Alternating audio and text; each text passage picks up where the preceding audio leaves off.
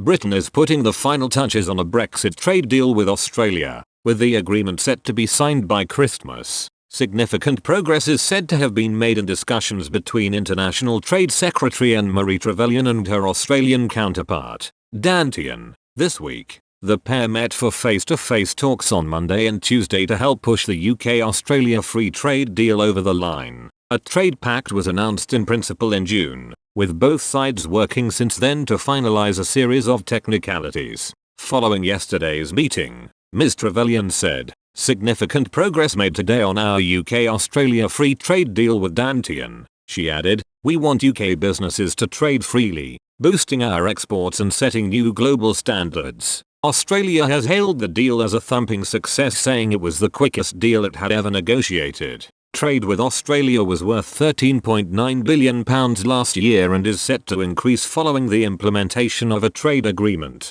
British cars, Scotch whisky and confectionery will all receive a boost from the pact, with it being cheaper to export to Down Under. Under the agreement, Britons under the age of 35 will be able to travel and work in Australia more freely. Following the latest discussions, Mr. Tehan said real progress has been made and he is hopeful of the deal being done by the end of the month. He wrote on social media, "Finalizing the quickest FTA Australia has negotiated during a pandemic requires real commitment from both sides. We are almost there. Would make a great Christmas present for both nations. Thanks Anne-Marie Trevelyan for 2 days of real progress." The latest developments also increase hopes a deal with New Zealand is close to completion. Last week, Ms. Trevelyan told a committee of MPs the two deals would likely be signed around the same time. She said, "We're just in the final throes." A pact in principle with New Zealand was secured in October. Ms. Trevelyan said, "With Australia, we are further along on the process to the final completion of the legal text,